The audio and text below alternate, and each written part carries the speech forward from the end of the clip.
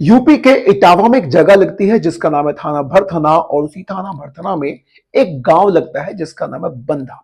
उसी गांव में मनीष यादव नाम का एक लड़का यूपीएससी की तैयारी कर रहा था। उसका सपना था आईएएस बनकर अपने माँ बाप का और अपने गांव का नाम रोशन करना। हर रोज की तरह 17 फरवरी 2026 को भी वो अपना बैग उठाकर अपने कोचिंग के लिए तो निकलता है, लेकिन हर रोज तो वापस आ जाया करता था। लेकिन इस दिन वो शाम को अपने घर वापस नहीं आता। पूरा दिन निकल जाता है, परिवार वालों को चिंता होती है। अगले दिन 18 फरवरी 2026 को घर वाले थाने में जाकर रिपोर्ट दर्ज कराते हैं। समय बीतता चला जाता है। शुरुआत में पुलिस वालों ने इस रिपोर्ट को बहुत ज्यादा गंभीरता से नहीं लिया, लेकिन जब समय बीतता चला गया, कुछ दिनों के बाद में वहीं से थोड़ी सी दूर एक थाना लगता है इकदिल, और उसी थाने के पास में लगने वाली एक जगह जिसका नाम है चित भवन। वहीं पर चित भवन में कुछ रेलवे के कर्मचारी रेलवे ट्रैक की तरफ जा रहे थे। उनकी नजर रेलवे ट्रैक पर पड़ी हुई एक बोरी की तरफ पड़ती है। जैसे ही वो उस बोरी के पास जाते हैं तो उनके रोंगटे खड़े हो जाते हैं, क्योंकि उस बोरी के अंदर लाश थी।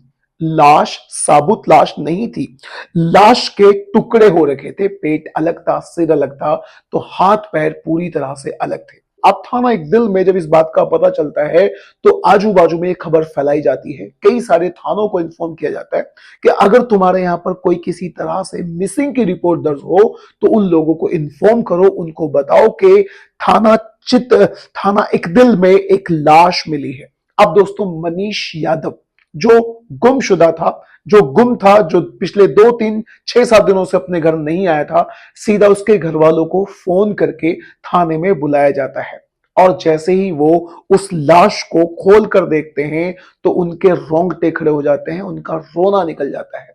मनीष यादव का भाई, उसकी मां, उसके माँ बाप पूरी तरह से रो रो कर टूट जाते हैं। उन्हें बस ऐसा लग रहा था कि जैसे उनकी जिंदगी खत्म हो गई हो। अब सवाल यह है कि मनीष यादव कौन था और उसके साथ ये सीन किसने करा। अब दोस्तों, पुलिस वालों ने कई सारे लोगों से बातचीत करना शुरू करा, लेकिन किसी के पास कोई भी क्लू नहीं था। घर वालों से पूछा गया कि तुम्हारी किसी से किसी अंदाज की कोई दुश्मनी है क्या, तो उन्होंने पड़ोसियों के बारे में बताया कि एक बार हमारी पड़ोसियों से दुश्मनी तो है, लेकिन इतनी गहरी दुश्मनी नहीं है कि वो हमारे बेटे को ही हमारी जिंदगी से खत्म कर दे।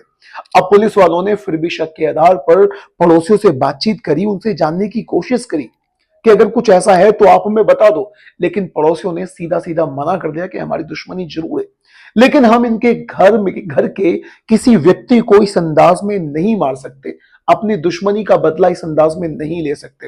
अब पुलिस वालों ने आजू बाजू के और चित भवन के आसपास के, यानी इकदिल थाना चित भवन जहां पर रेलवे ट्रैक पर वो डेड बॉडी मिली थी, वहां के आसपास के बहुत सारे कैमरास को खंगालना शुरू कर दिया। और कैमरा खंगालने में पुलिस वालों को एक गाड़ी नजर आती है जो उस समय पर, उस दौरान वहां पर बहुत ज्यादा घूम रही थी। पुलिस वालों ने उस गाड़ी का रजिस्ट्रेशन नंबर निकाला।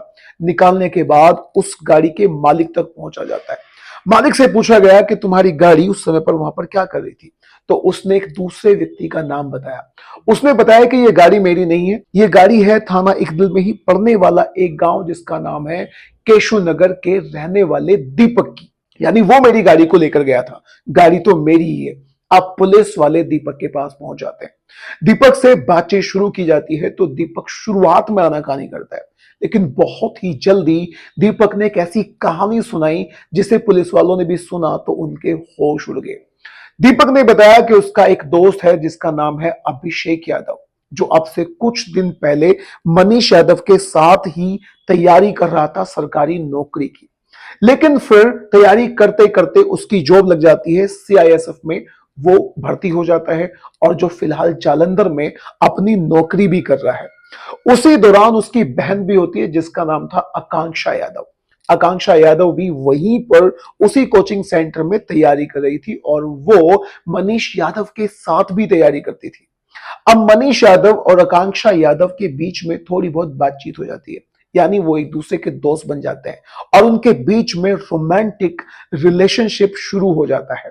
शुरुआत में अभिषेक ने मनीष यादव को और अपनी बहन को बहुत ज्यादा समझाने की कोशिश करी और बताया कि तुम अपनी तैयारी कर रहे हो, केवल और केवल अपनी तैयारी बंद कर अपने करियर पे ध्यान, तैयारी करके अपने करियर पे ध्यान दो।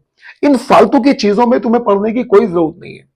मनीष यादव और आकांक्षा यादव अपने भाई की बात सुनते हैं, यानी आकांक्षा अपने भाई की बात सुनती भी है और फिर फोन पर बात ना करके इंटरनेट के जरिए एक दूसरे से बातचीत करना शुरू कर देते हैं, लेकिन मिलना जुलना जारी रखते हैं।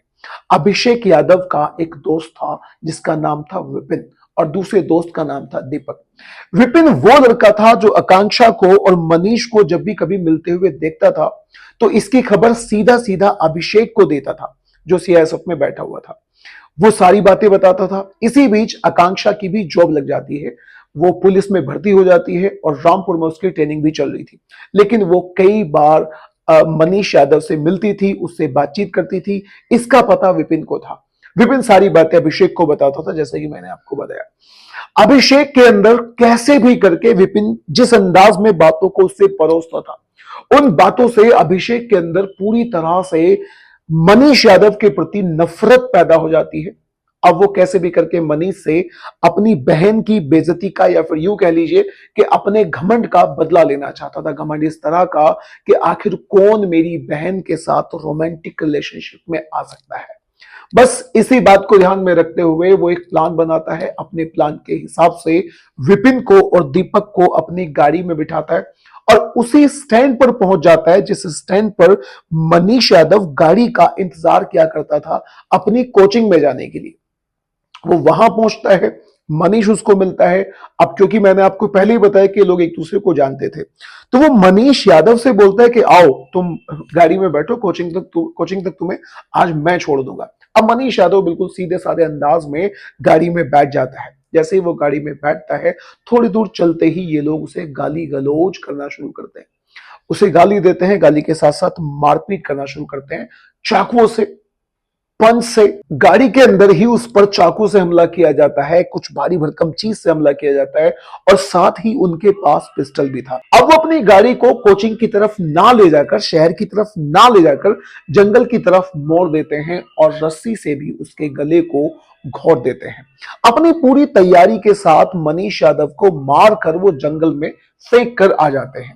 जैसे ही वो चलते हैं, वापस वहां से आ रहे थे, तो तुरंत अपनी गाड़ी को बैक करके वहीं लेकर जाते हैं जहां मनीष को फेंक कर ये लोग आए थे। कहीं ना कहीं इनके दिमाग में बात ये थी कि अगर इस अंदाज में मनीष को फेंक दिया गया तो उसकी पहचान हो सकती है और कल को उस पहचान के जरिए पुलिस हमारे तक आ सकती है। इसीलिए उन्होंने उसकी डेड बॉडी को एक बोरी में भरा और बोरी में भरने के बाद थाना इकदिल के पास पड़ने वाली जगह चित भवन, वहां ले जाकर रेलवे ट्रैक पर उसकी डेड बॉडी को डाल दिया जाता है। डेड बॉडी को वहां डालने के बाद कई सारी ट्रेन आती हैं जो उसके ऊपर को उतर जाती हैं और उसकी बॉडी के चिथड़े चिथड़े हो जाते हैं। यहां पर दोस्तों, मनीष यादव की जो हत्या की गई, जो उसका मर्डर किया गया, वो केवल और केवल इसलिए किया गया कि विपिन नाम का एक लड़का आकांक्षा के भाई से, अभिषेक से वो सारी बातें बताता था जो भी आकांक्षा यादव और मनीष यादव के बीच में हुआ करती थी। दोस्तों, यहां पर गलती किसकी है? आप मुझे कमेंट बॉक्स में जरूर बताइएगा। आप मुझे कमेंट बॉक्स में जरूर बताना कि आप इस तरह की कहानियों के बारे में क्या कहना चाहते हैं, इस तरह के लोगों के बारे में और उनकी मानसिकता के बारे में। यहां पर गलत किसने किया है, आकांक्षा ने या फिर मनीष यादव ने, अभिषेक यादव ने? मनीष यादव जो यूपीएससी का एस्पायरेंट था, आईएएस बनना चाहता था, सिविल सर्विस में अपना योगदान देना चाहता था, अब उसकी हत्या हो चुकी है। अपनी राय कमेंट बॉक्स में जरूर जरूर बताइएगा।